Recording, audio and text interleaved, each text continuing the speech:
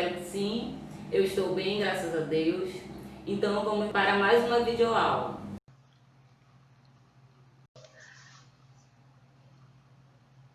Na videoaula de hoje, nós vamos relembrar, vamos fazer uma revisão de alguns assuntos, alguns temas que foram trabalhados no semestre passado.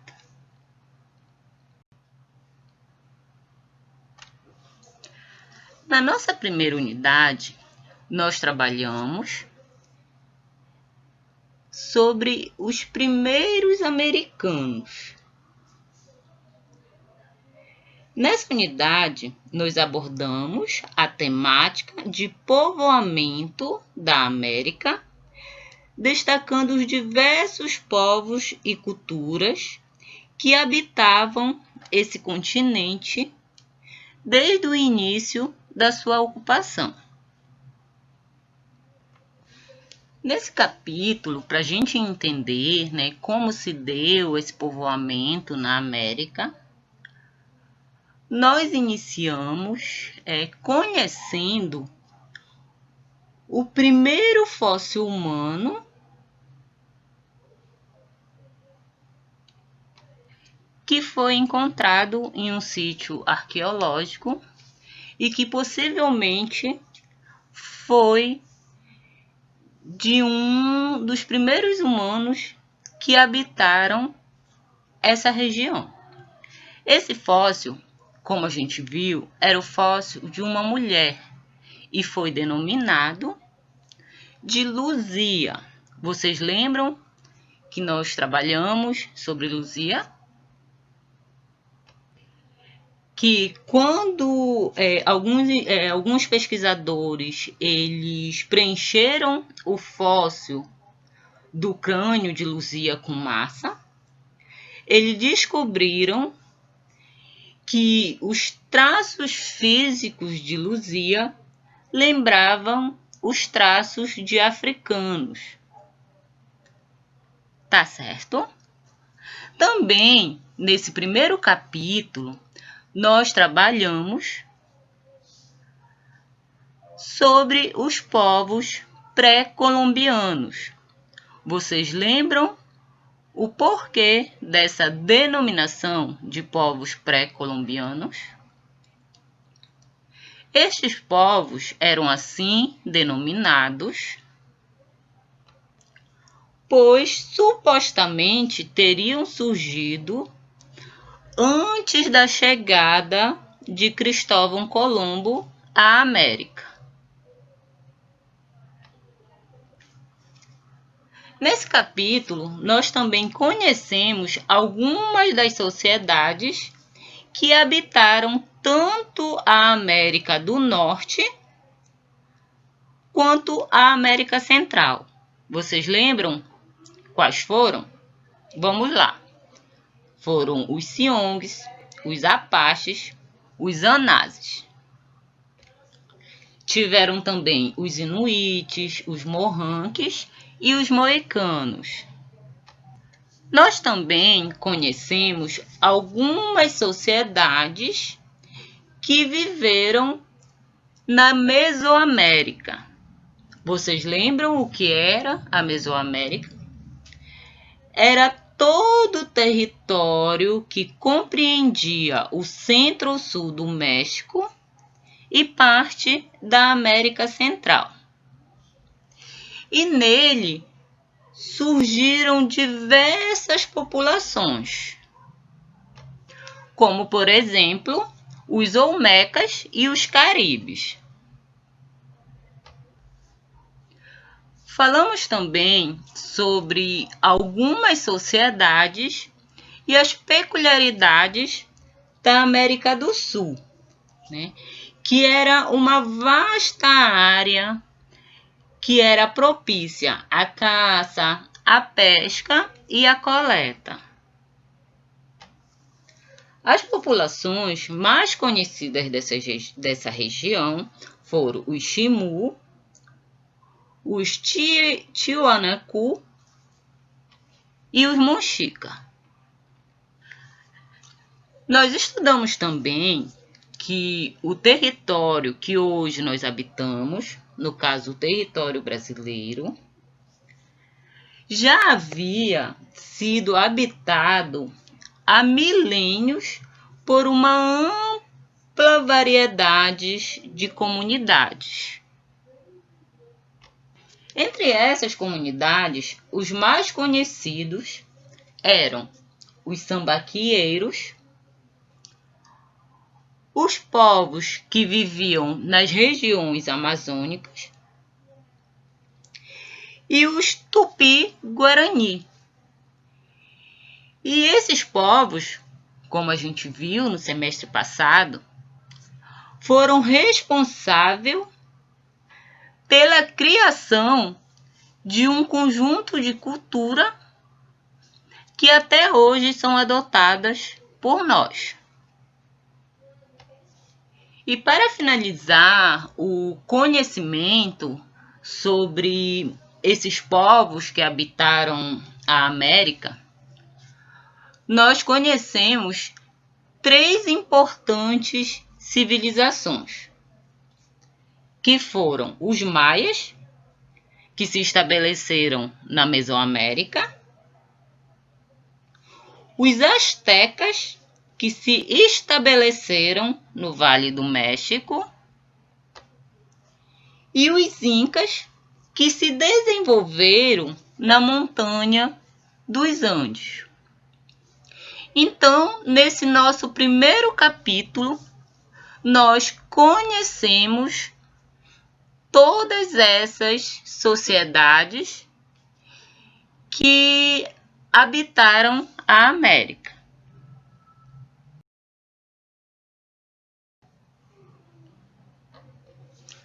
Na nossa segunda unidade, nós trabalhamos com a civilização egípcia, ressaltando suas características políticas, econômicas, sociais e culturais. Nesse capítulo, nós iniciamos trabalhando a importância do rio Nilo, que é um rio formado pelos rios Nilo Branco e Nilo Azul, que corre do sul para o norte ao longo do seu trajeto em direção ao Mediterrâneo. E esse rio, ele é de grande importância para essa população, por apresentar em sua volta terrenos bastante férteis, servir como um meio de transporte e comunicação entre várias regiões do Egito Antigo e por ser a principal fonte de água doce para a população.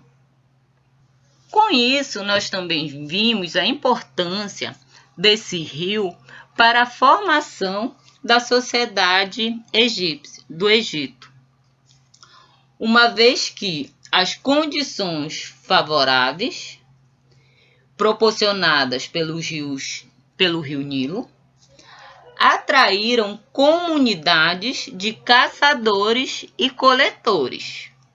Vocês lembram o que eram os caçadores e coletores que nós trabalhamos no semestre passado? Essas populações de caçadores e coletores deram origem a algumas comunidades organizadas, que foram responsáveis também por essa formação do Egito Antigo. A economia dessa sociedade geralmente se estabelecia através das regiões de terras férteis, que se estabeleciam ao redor do Nilo. Geralmente, essas regiões elas eram ocupadas por plantações de trigos, cevadas, lentilhas, frutas, legumes, entre outros meios, no qual serviu de sustentação para a sociedade e para a economia.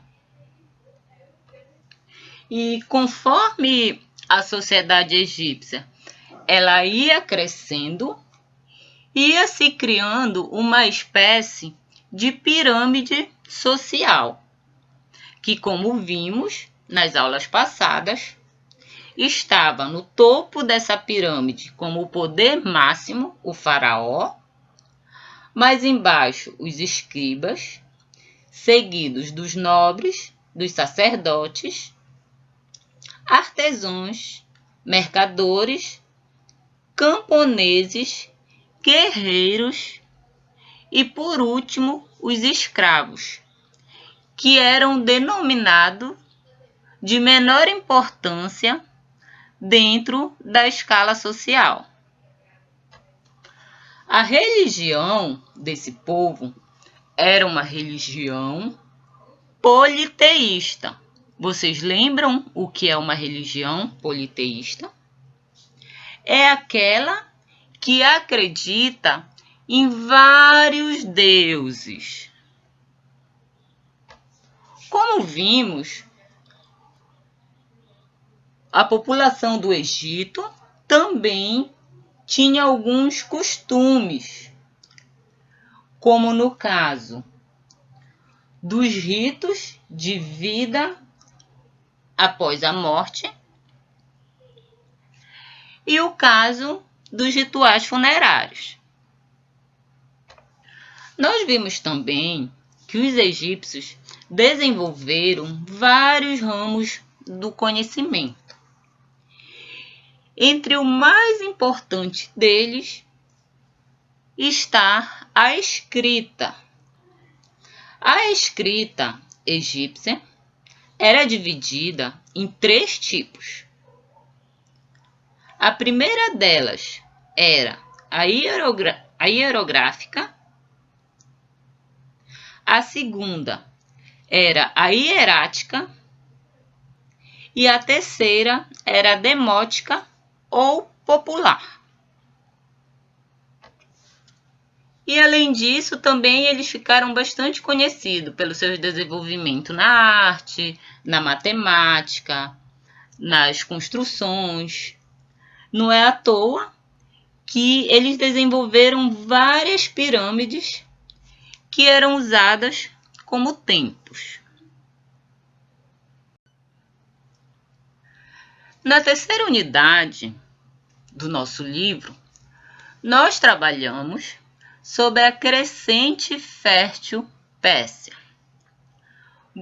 Vamos relembrar um pouquinho do que nós vimos nessa unidade.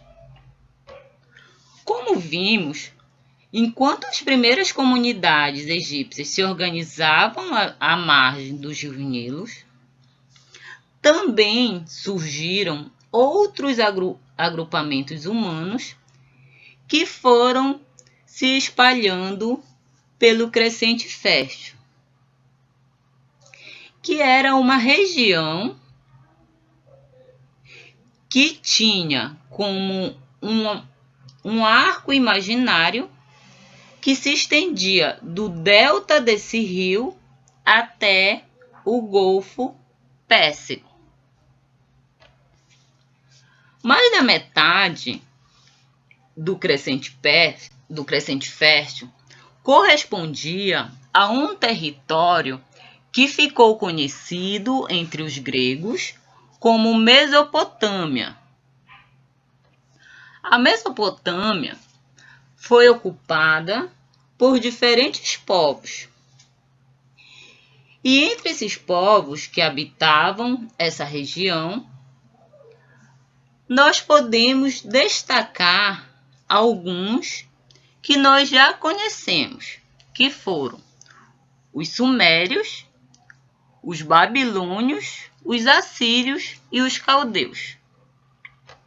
Como a gente viu, essas populações elas se estabelecem de formas diferentes e possuem diversas características que vêm contribuir para a formação social e cultural dessa população da Mesopotâmia.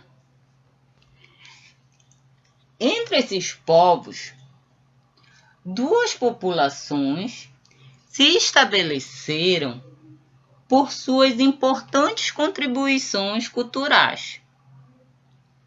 Quais foram essas populações? Foram os hebreus e os fenícios,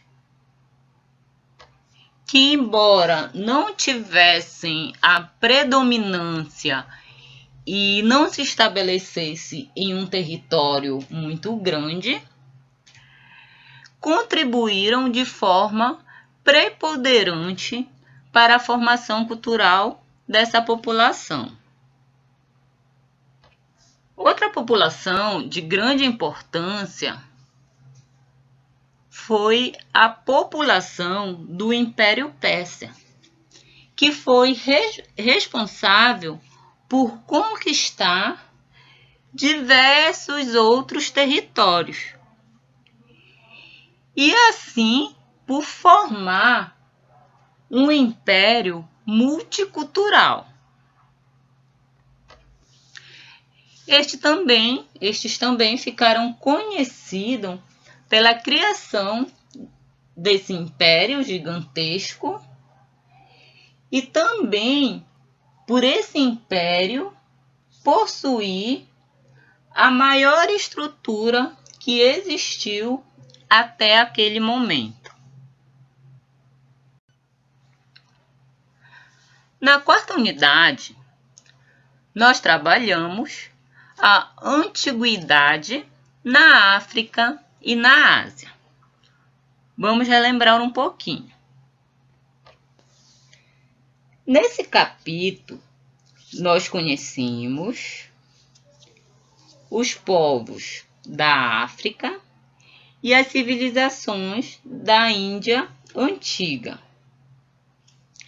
Nós também vimos a formação do Império Chinês. Nós aprendemos que o continente africano é um continente muito extenso e que conta com mais de 300 milhões de quilômetros quadrados. E esse território é habitado por diversos povos desde o surgimento da espécie humana. E a população africana, ela é formada por uma diversidade de povos e de culturas que foram se estabelecendo devido ao contato entre diversas populações. Nós vimos também, nesse capítulo, que a África encontrava-se interligada por meio de caravanas comerciais que viajavam de norte a sul e que, a princípio, o principal produto comercializado por essa população era o ouro, mas que também predominou a comercialização de pessoas que foram escravizadas. Nós vimos também a importância da civilização da Ásia. Como vimos, o continente asiático é o maior de todos os continentes e engloba 1/3 das terras herméticas do planeta. Nós conhecemos também duas importantes civilizações que tiveram grande destaque ao longo da história milenar, que foi a Índia E a China? A primeira civilização indiana, que foi tida como a mais grandiosa, ficou conhecida como Arapiana. Além dela, tiveram outras populações e surgiram outras comunidades, como os Ariais, os impérios de Maurya e de Gupta. Nós aprendemos também, nesse capítulo, que a China foi e ainda é um império gigantesco e criativo. E foram responsáveis por importantes contribuições na infraestrutura e no desenvolvimento dos espaços nos quais eles habitavam. E essa criatividade, essa cultura indígena, chinesa, como a gente consegue perceber, ela pendura até os dias atuais. Pois a gente vê aí, né, os chineses inventando vários aparelhos, vários métodos, várias formas de comércio que predominam entre várias sociedades, até mesmo a nossa sociedade, a sociedade paraense. Então, assim, a gente aprendeu que a China, de certa forma, favoreceu a popularização de diversas invenções chinesas,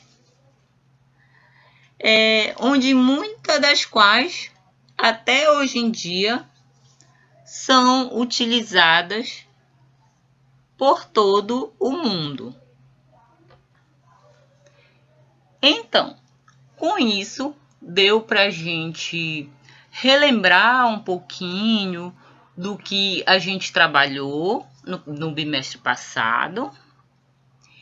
E a partir da próxima videoaula, nós vamos iniciar o nosso caderno 3 com assunto novo para a terceira avaliação. Então é isso, pessoal. Resolva as atividades e envie para o e-mail, tá ok? Até a próxima. Fiquem com Deus.